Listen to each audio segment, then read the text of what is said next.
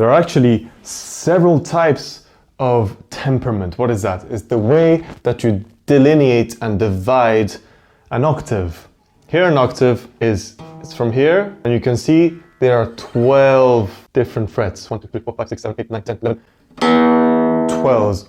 The 12th is the open string. What this means is that the guitar and most instruments today, like the piano, follow what's called the 12 equal tone temperament, which what they did is they took an octave, which is 2 times the fundamental frequency, here the open string, and you take the half, that's the octave, and you divide this by 12, which gives you an irrational number, this one, for every step that you take. Now the steps throughout history have been done differently. For instance, Pythagoras has his own tuning system, which starts by saying, well, actually the octave is 2 times the fundamental, and then the fifth is 3 halves. So this is the fifth. And now let's just take this mathematical ratio with the frequencies and we'll put 1/5 above and then continue building the different number of tones within a scale by repeating this process of going up a fifth and placing it back into the octave. There's an even more just or pure mathematical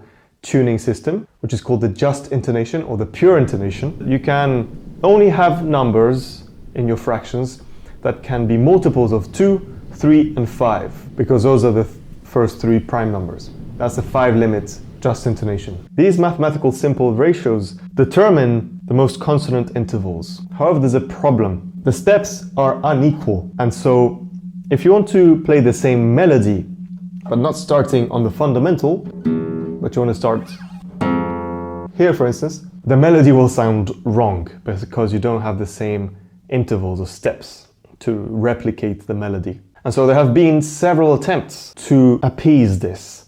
During the Baroque and Renaissance period, there were several temperament systems, as this is what it's called, the temperament, and these were called well-tempered systems. There are several, and they were all unequal as well. But the perceptual interference that you had because of the not perfect ratios of the intervals were considered an aesthetic choice of expression. So certain composers would choose scales where the unequal steps from the well-tempered tuning showed the greatest perceptual interference, or beating as it's called, or roughness, for the aesthetic choice. In other cases, you would not emphasize that roughness as much, and you would choose another starting fundamental frequency. And what does temperament mean? It's because temperament means that you get to as close as you can to the simple ratio intervals of just intonation without losing the potentiality for musicality, like changing the starting point of the melody or allowing for changes of chords, which is called modulation in music. And so other attempts, like the mean tone, quarter comma temperament, there's a mathematical relationship such that its fifth is closer to the perfect fifth, but preserves a greater number of flexibility for the musician performer. And finally came equal temperament, which simply divided by 12 the octave. And this is actually the most flexible temperament for musicians because it's always the same step.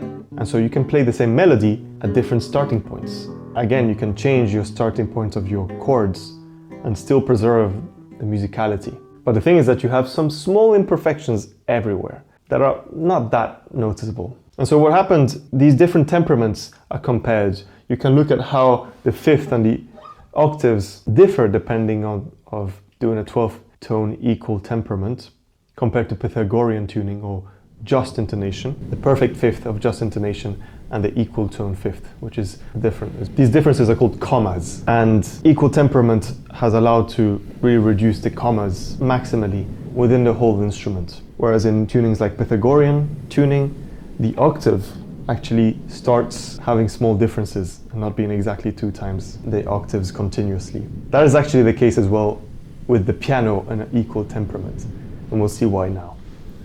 Now, an important thing about musical frequencies is exemplified with the Railsback curve. So because real piano strings are stiff, the stiffness makes that there are overtones that are stretched out or inharmonic. As a result, tuners stretch the octaves, so in the lower end they are flatter, so lower, and in the higher end the octaves are sharper or a higher pitch. The reason for this is that so that the overtones can line up and there's less interference when playing across the keyboard. Thank you for studying with me and watching this film. Make sure to let me know in the comments what is the next topic you'd like me to dive deep into. Is there another aspect of music and its therapeutic applications, sound therapy, rhythms that heal, another aspect that heals that you've thought on that I spoke about in this video?